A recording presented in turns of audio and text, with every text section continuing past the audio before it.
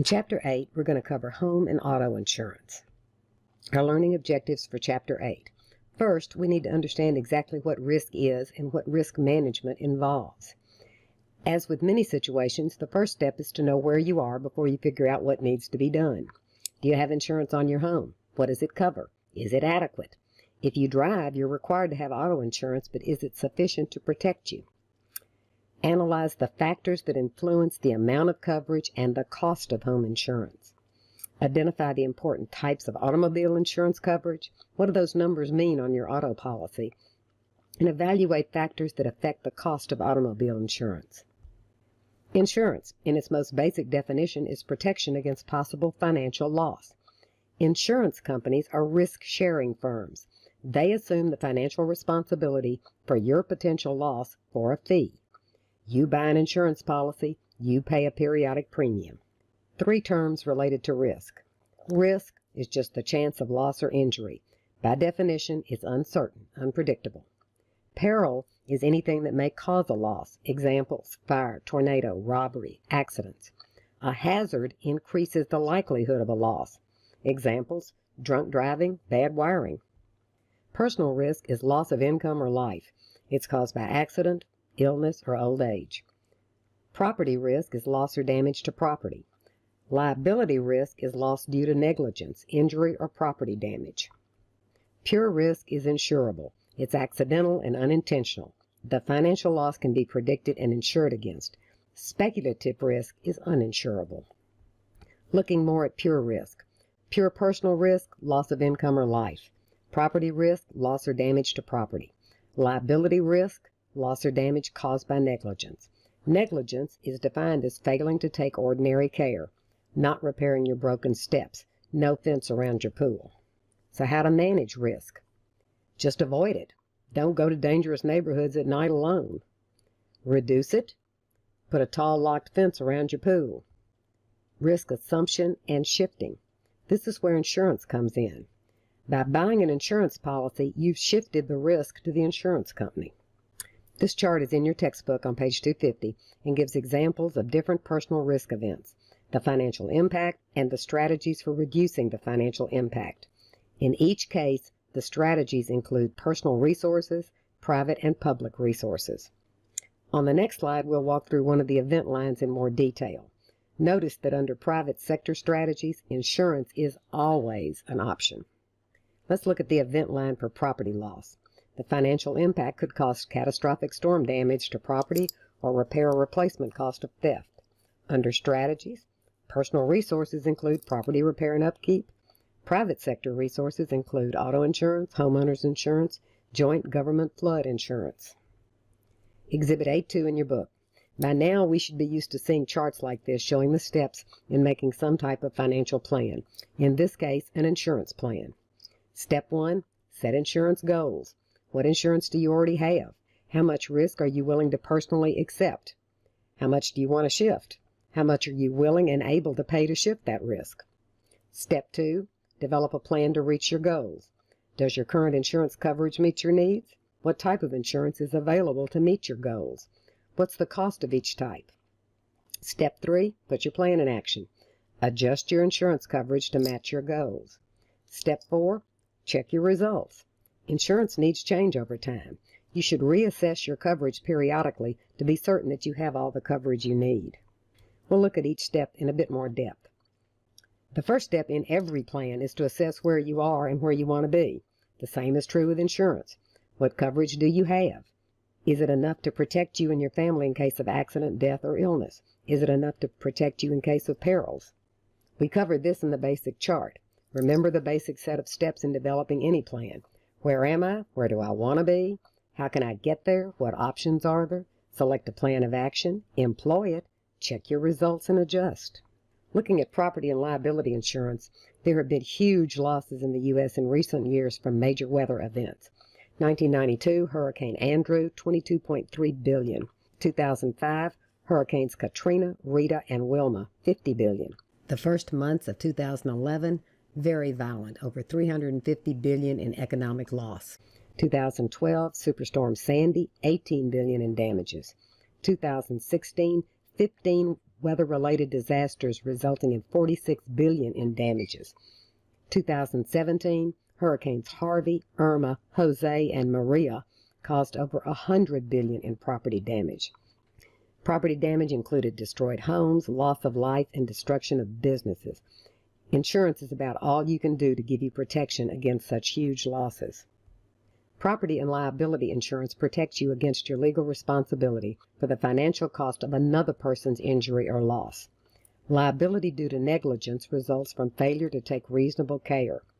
Vicarious liability results from your responsibility for the actions of another person, for example, your child.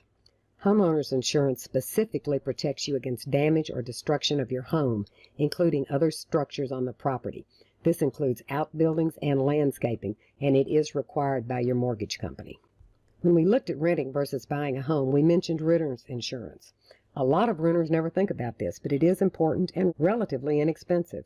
And there are two forms. The broad form covers your personal property. The comprehensive form extends the coverage to all perils. Both usually include liability coverage. If you're renting, don't neglect this. Homeowners insurance covers damage to all buildings on your property as well as trees and shrubs. It can also include additional living expenses for specifically limited amounts and times if you have to move out while repairs are being made.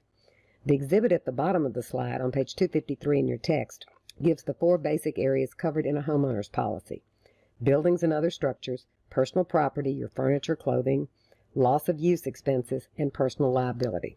It's recommended that you compile an inventory of your home. Make a list such as suggested in the graphic on the slide.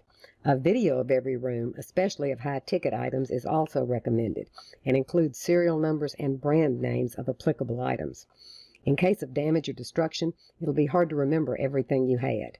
The list and video will go a long way to getting the recovery you need. A copy of the list and video should be stored off-site, perhaps with your attorney or insurance agent for safekeeping. Homeowners insurance includes coverage for personal property inside your home, clothes, furniture, etc. This is usually expressed as a percentage of the value of your home, but there are limits on certain items such as artwork and jewelry. This is where a household inventory can be critical should damage occur. Homeowners insurance also includes personal liability coverage for injury to persons on your property. But you may need to consider adding specialized coverage for specific risks such as earthquake or flood. We'll look at 6 different home insurance policy forms. The basic form, HO1, basic peril coverage, fire, windstorm, smoke, theft. Broad form, HO2, wider coverage, including damage from ice, snow, falling trees. Special, HO3, basic plus broad, all other except earthquake, flood, and nuclear. Tenants, HO4, personal property only. Comprehensive, HO5, expands HO3 to replacement cost. And condominium, HO6, personal property and building additions. Note that policies usually cover credit card fraud, check forgery, and other miscellaneous costs as well. Now that you're aware of all the varieties of insurance coverage available, the next step is to figure out how much coverage you want, how much you need, and how much you're willing to pay for. Do you want to pay for replacement cost? Do you need coverage for specific items? Is the basic liability coverage sufficient, or do you need an umbrella policy? Understanding what influences the cost of homeowners insurance will help you make informed choices. Location. It was important in buying your home, and it affects your insurance cost as well. If your home is in a high crime area, insurance will cost more. If your home is in an area subject to severe weather, higher cost. The type of structure. Generally, a brick home costs less to insure than a wood one, but in earthquake-prone areas, wood homes cost less. Additionally, an older home may cost more as it would be harder to repair or replace it. Coverage and policy type.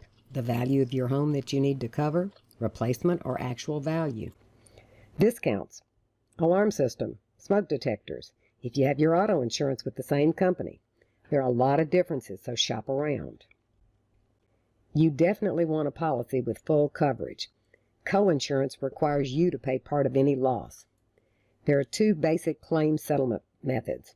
ACV, actual cash value. This pays replacement cost minus depreciation. Replacement cost pays exactly that. It repairs or replaces all damaged or lost items. Some policies place an upper limit on this. This coverage will run 10 to 20% more than actual cash value. Okay, we've got our home covered. Let's move on to auto insurance. All states have compulsory auto insurance laws. But let's face it, around here, your odds of being in an accident with a driver with no insurance are very high, so you need to have insurance yourself. Bodily injury liability is the coverage for injuries for which you are responsible. The coverage is expressed as three numbers in thousands. As shown, 100, 350. The 100 is $100,000 maximum coverage for injuries to one person. The 300 is $300,000 maximum total for injuries to two or more people. The 50 is $50,000 for property damage. Again, this is damages you are responsible for. The medical payment component covers medical care for persons injured in your car, including yourself. This is the component that covers you and your family if injured in or by another vehicle. This graphic explains it again. This graphic explains the three numbers. 100, $100,000 limit paid to one person in an accident. 300, $300,000 limit paid to all persons in an accident. 50, $50,000 limit for payments for damage to property of others. Uninsured and underinsured coverage is protection if you are hit by someone without insurance or with insufficient insurance to cover the damage.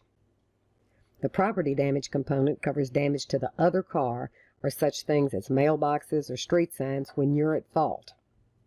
Collision pays for damage to your car regardless of who's at fault. If you're not at fault, your insurer will attempt to collect from the other driver's insurance. Comprehensive covers all the things that can happen to your car not caused by another car. Hail damage, sleet, cracked windshield, fire, theft. And comprehensive does usually have a deductible. With no-fault insurance, each driver collects from his own insurance company for everything related to an accident. This sounds like a great idea to simplify and speed the system, but the coverage and laws vary by state, which can complicate actual application. If you choose, you can elect for added fees for your coverage to include wage loss insurance, emergency road service, rental car reimbursement. Whatever level of insurance you decide is appropriate for you, be sure to consider legal concerns. Have enough coverage if you're sued. 100/300 is recommended with $1 million umbrella policy on top. For the property component, 50 is about minimum. 100 is better. Clearly, auto insurance costs vary based on a number of factors. The year, make, and model of your car. Newer car, higher cost. More exotic, higher cost. High theft rate in your area, higher cost. The rating territory, where you live versus accident and theft statistics in your area. And driver classification.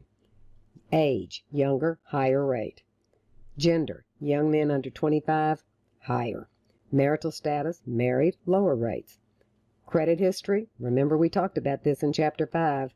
Driving record and habits, lots of tickets, higher rate. If your driving record puts you in a very high risk pool, you may be assigned to an insurer that accepts those unable to obtain insurance normally, and this will be costly. As with all purchases, you should compare companies, the rates, coverage, and reputation. Discounts are available if you have a good driving record, you're a non-smoker, the vehicle has a security system, you insure more than one car with the company, or you insure with the same company as your homeowner's insurance. Or you can increase your deductible, but this usually doesn't reduce the premium by very much. As with previous chapters, I'll cycle through these slides for review without further comment, and that will end Chapter 8. Types of risk. Homeowners and renters insurance. Factors that affect home insurance. Auto insurance coverage. Factors that affect auto insurance. Exhibits for auto readers.